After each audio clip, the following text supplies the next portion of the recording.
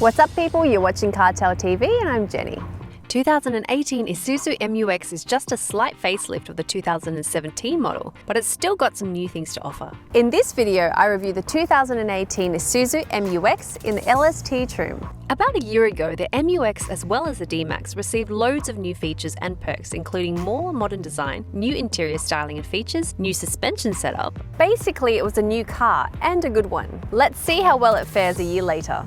The one I have here is the LST, which is a shortened name of the top-of-the-range version, previously called LS Terrain. The top trim level comes with some hints such as 18-inch wheels, aluminium side steps and roof rails. Now the front is a mixed bag of feelings for me.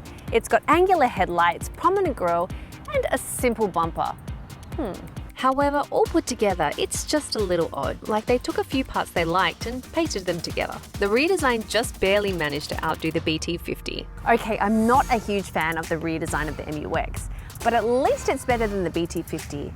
Now before you complain, I know the BT50 is a ute, but this is based on a ute platform, and the BT50 is just so ugly, I wanted to mention it.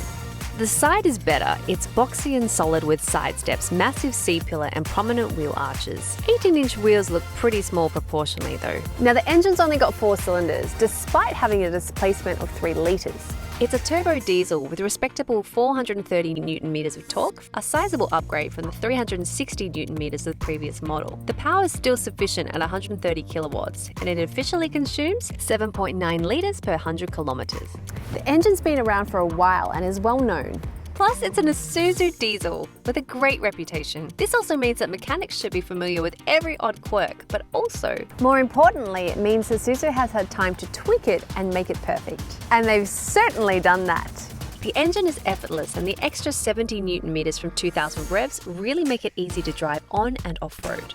Now the power of 130 kilowatts is not a lot, but it's enough to drive your family around or do some off-road adventuring when you just want to go your own way. Suspension is also new and makes loads of difference when compared to the previous model. Now the top spec car will probably spend more time in civilized conditions, so the added comfort is definitely welcome. The ride is a lot softer, but without being squashy. Compared to some other vehicles, there aren't many things that can go wrong. On the open roads, it's a comfy, chilled ride, but such a big car with its wide C-pillars mean that blind spot visibility is poor. And there's a 3,000 kilogram towing rating, so it's great for hauling. Another new feature is a 6-speed automatic familiar from the Hilux, which is a good thing because it means the gearbox is also reliable and capable. It makes the MU-X noticeably better in cruising conditions. It also comes with a dual-range transfer case that improves its off-road ability. Speaking of off-road, 230mm clearance and solid underbody protection mean you will not get stranded if the going gets rough. Sadly, the MU-X lacks rear diff lock. I'm not sure why they decided not to include it in an otherwise wonderfully capable car. Being the top spec model, the LST gets perks like perforated soft touch leather, satellite navigation as standard, USB charging points and even an HDMI connector. There are 7 seats in the MU-X and they match that practical vibe. 2 seats fewer and most people would wonder why not simply buy the D-Max? Speaking of the seats, the front ones are surprisingly supportive. The second row gives plenty of room and is pretty comfortable. Now the third row, definitely not as much room, but at least it's functional. And hey, I've definitely been in worse. #CRV. The third row folds flat, giving close to 880 litres of space. Despite the good materials and sat-nav, the cabin's pretty basic. I guess that's what you want in this kind of car. Now this 8-inch screen, the resolution is not great sadly. And these upward-facing buttons, that's just a little bit weird. But in saying that, I have to say it's intuitive and after just a day behind the wheel, I didn't even have to take my eyes off the road to use them. Now this is a great design perk, whether you're battling 5 screaming kids and your mother-in-law in the car, or a rough terrain on the road. Some interior perks include keyless entry and push-button starting, 8-inch screen and a very handy 10-inch screen that folds down from the roof for the rear seats. The latter is reserved for the top trim level. That practical theme continues with 12 cup holders, loads of air vents, which is very important for a car with 3 rows of seats, and more than sufficient storage space. Despite the sensible layout, I have to say that the MU-X interior in the LST trim is pretty pleasant.